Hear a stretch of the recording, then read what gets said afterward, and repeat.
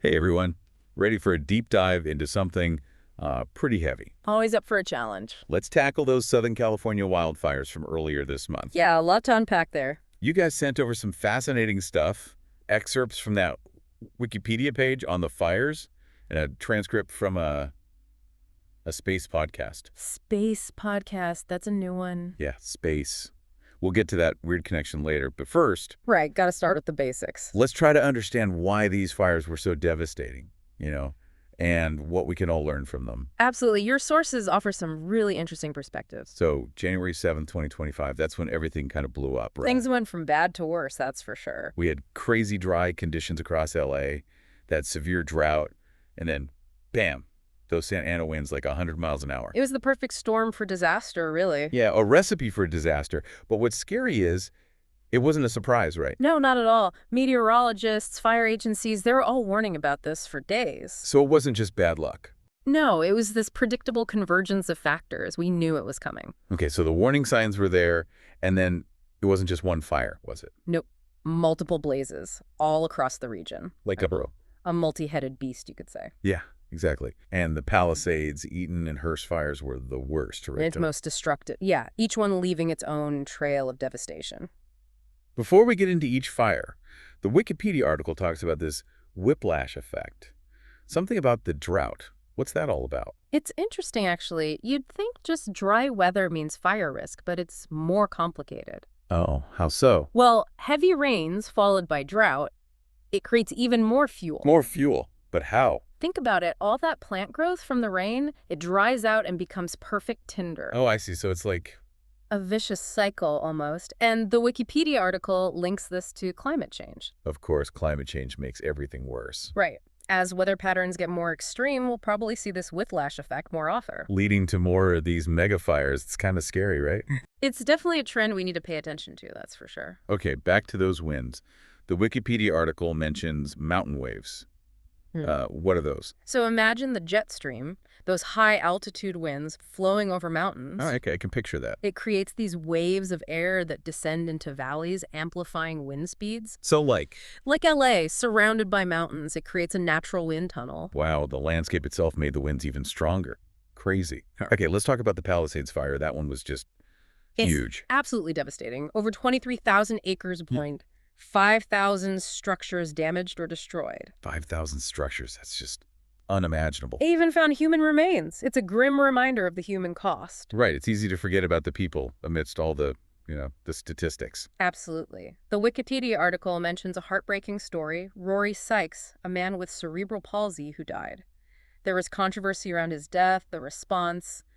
It really highlights the human tragedy within this larger event. It's just awful. And then there's the Eaton fire, equally devastating. Nearly 14,000 acres and over 7,000 structures. One thing that struck me was that it threatened the Mount Wilson Observatory. Wait, Mount Wilson Observatory? Is that... Our first clue to that space connection from your sources. Okay, hold on. We're getting to the space stuff, I promise. But first, tell me about the Hearst fire. Thankfully, the Hearst fire was smaller, almost 800 acres. But its location shows how widespread these fires were. Yeah, not just one area, it was a whole regional disaster. And the impact goes way beyond just the immediate damage. Oh, absolutely. J.P. Morgan estimated $20 billion in insured losses, but the total impact could reach $250 to $275 billion. Wait, $250 billion? That's a $250 billion. It's almost impossible to grasp. Businesses gone, jobs lost, the cost of rebuilding.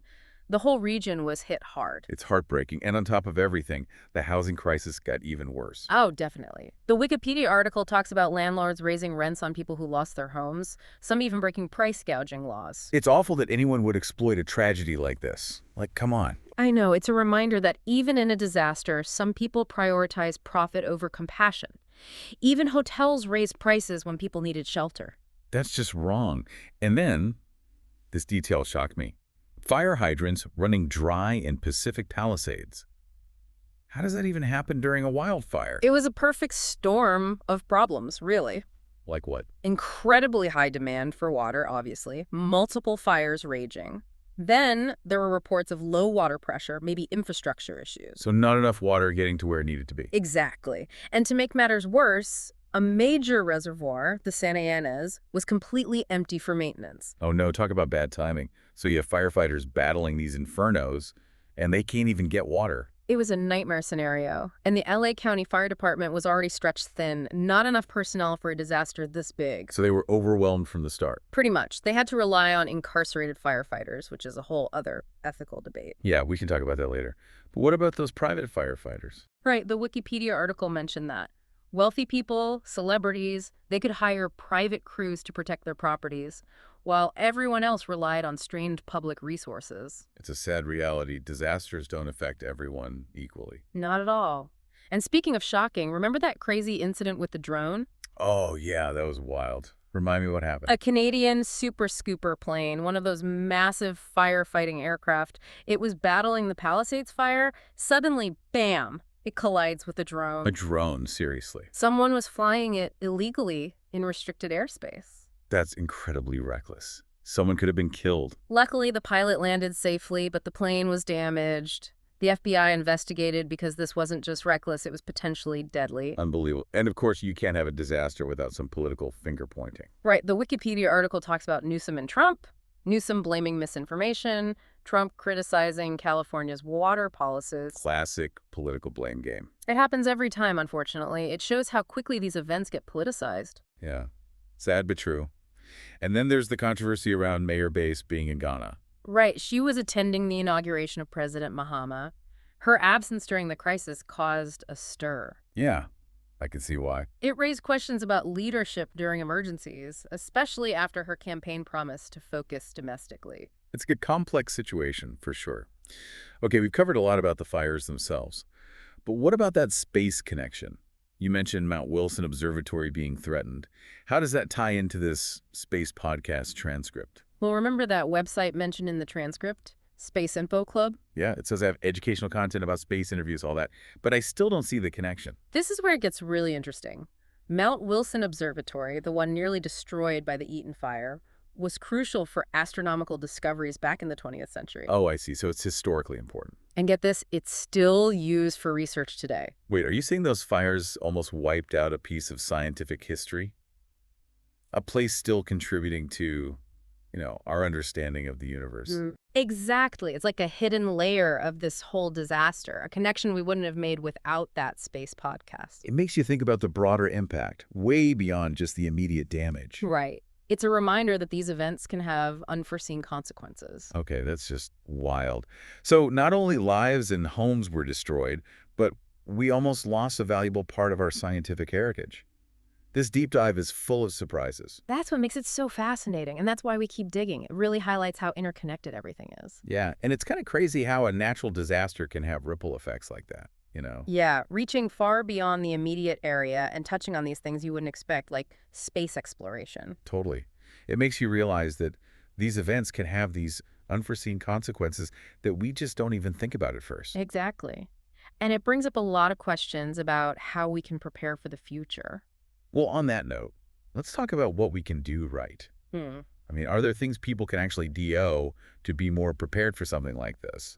Absolutely there are. Building resilience is key, and it starts with individual preparedness. Okay, so what can people do? I mean, where do you even begin when you're facing something as huge as a wildfire? Well, there are a lot of practical steps you can take to be ready. Like, for starters, you want to create a go bag. A go bag? Yeah, with essential supplies, medications, copies of important documents, change of clothes, things like that, in case you need to evacuate quickly. Oh, that makes sense. Having a go bag ready could save so much time in an emergency. Exactly. And make sure you have working smoke detectors and fire extinguishers in your home. Oh, yeah. Good point. It sounds basic, but you'd be surprised how many people forget about those simple things. It's easy to fall into that "it won't happen to me" mindset. Right. But being prepared is crucial.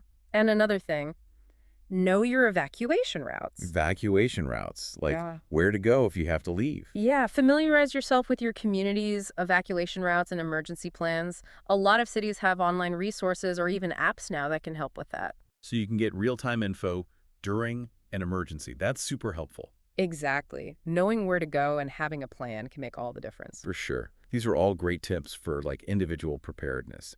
But you mentioned community resilience earlier. What did you mean by that? Well, individual preparedness is important, But community support is huge during a disaster. Connect with your neighbors, check on the vulnerable folks, especially elderly residents or people with disabilities, and share info and resources.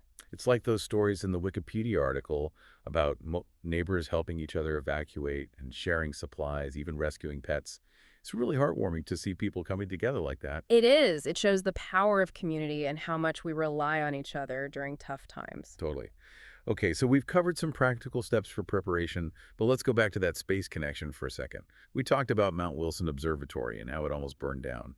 You mentioned the Info Club website from the podcast transcript. Is that something our listeners should check out? Absolutely. If you're at all interested in space exploration astronomy, the history of science, that website sounds like a great resource. Yeah, it's wild how a deep dive into this wildfire disaster led us to a website about space. That's the cool thing about exploring these topics. You never know where the connections will take you. So true. Okay, so we've talked about the fires, the impact, the political side of things, the importance of being prepared, and even this surprise connection to space. Yeah. What are some final thoughts you want to leave our listeners with as we wrap up this deep dive? I think the main thing to remember is that these fires are a wake-up call. They show us that these natural disasters are becoming more frequent and more intense, and that climate change is playing a big role in that.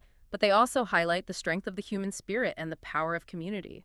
We have to learn from what happened and take action to build a more resilient future for ourselves and future generations. That's a really powerful message. It's not about living in fear, but about understanding the risks and taking steps to be prepared. Well, this has been such an insightful deep dive. Thanks for sharing your expertise and helping us make sense of everything. It's been my pleasure. And to all of our listeners out there, thanks for joining us on this journey. Remember, stay curious, stay engaged, and stay prepared. It really has been.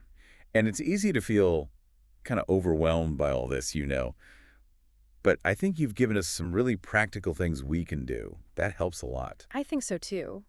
When we understand the risks, we can start to do something about them. As we've been talking, I keep thinking about that arson suspect in the Kenneth fire.